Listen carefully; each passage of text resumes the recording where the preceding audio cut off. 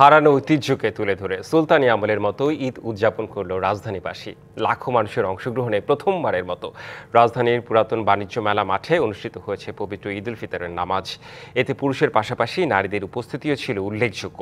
নামাজ শেষে ডিএনসিসির আয়োজনে ঢাকায় সুলতানি আমলের আদলে ঈদ আনন্দ শোভাযাত্রা হয়েছে।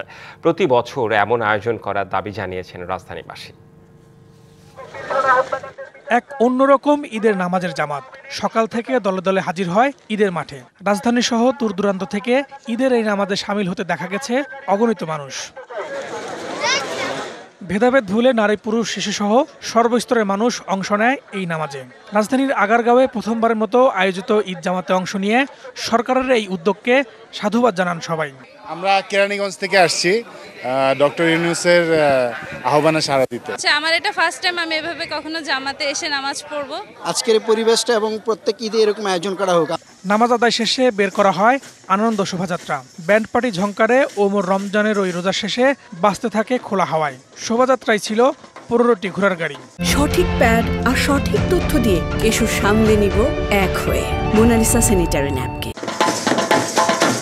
বাংলাদেশ চীনমৈত্রী সম্মেলন কেন্দ্রের সামনে দিয়ে আগারগাঁও হয়ে খামারবাড়ি মোড় পার হয়ে মানিক মিয়া এভিনিউয়ে সংসদ ভবনের দক্ষিণ প্লাজায় সাংস্কৃতিক অনুষ্ঠানের মঞ্চের সামনে গিয়ে শেষ হয় ওই শোভাযাত্রা। হারানো ঐতিহ্য ফিরে পেয়ে খুশি সকলেই।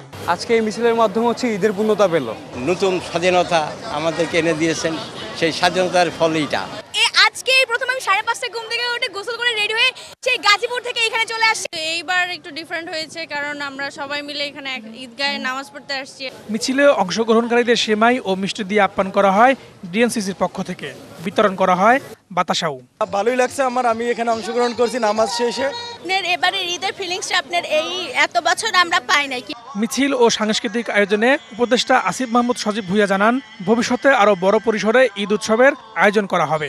ঘরে বসে টিভি দেখে আর দিন কাটবে না, সবাই একসাথে ঈদ মিছিল করব, ঈদের মেলা উপভোগ করব।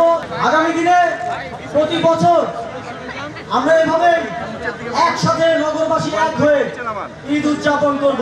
ঈদ হোক আনন্দের, তাই 400 বছরের ঈদ ঐতিহ্যকে ধরে রাখতে প্রতি বছর এমন আয়োজন অব্যাহত থাকুক, এমনটাই প্রত্যাশা সকলের।